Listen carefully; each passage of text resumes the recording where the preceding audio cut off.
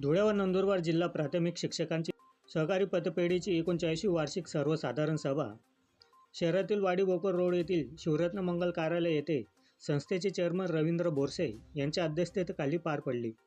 सन 2023 व 24 या आर्थिक वर्षात संस्थेच्या उत्पन्नात वाढ झालेले भागभांडवल, वर्गणी, संस्थेचे कर्ज, ठेवी तसेच रिझर्व्ह फंडासह सर्व खात्यात वाढ झाली असल्याचे या प्रसंगी सांगण्यात आले.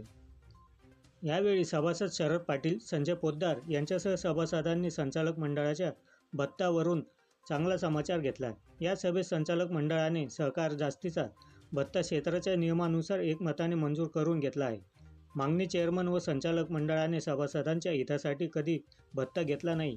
या सभेत संचालक मंडळाने भत्ता घेऊ नये अशी मागणी केली. तसेच या संस्थेच्या सभासदांना 14% कर्ज, कर्मचाऱ्यांना चांगला पगार, कमी व्याजाने कर्ज देण्यात यावे, असा रिकामा खर्च करू नये, अन्यथा उपनिबंधक कार्यालयात तक्रारी अर्ज करणार असल्याचे असे सभासद संजय पोद्दार, शरद पाटील, राजेंद्र नांद्रे यांच्यासह सभासदांनी केली. जास्तीचा भत्ता मंजूर करून घेतलेला आहे. एका सहकार क्षेत्राच्या नियमानुसार हा भत्ता मंजूर करून घेतला आहे.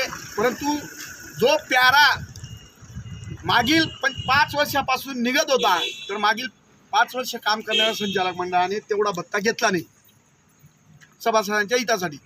आमची मागणी अशी आहे की यांनी सुद्धा तो भत्ता घेऊ नये. ज्यापर्यंत जो दिवस या पतसंस्थेच्या सभासदांना 14% डिव्हिडंड, कर्मचाऱ्यांना चांगला पगार, कमी व्याजदराने कर्ज जोपर्यंत दिलं जात नाही तोपर्यंत हा अनाठाई खर्च करू नये अशी मागणी आम्ही सर्वांनी केलेली आहे. याच्यासाठी आम्ही सहनिबंधकाकडे तक्रारी अर्ज करणार आहोत. आम्ही आमचा आक्षेप नोंदलेला आहे.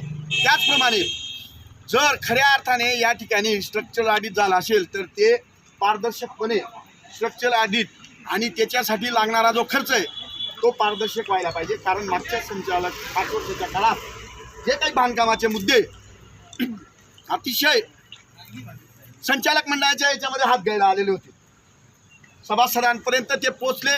वंगळवानं दर्शन झालं. या पतसंस्थेमध्ये सुज्ञ सभासद, शिक्षक सुज्ञ सभासद आहेत.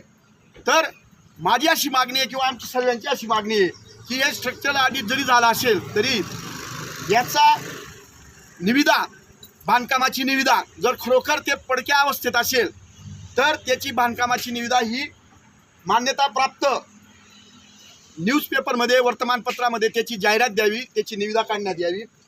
त्याला आमचा विरोध नाही, परंतु त्याच्यात पारदर्शकता असली पाहिजे.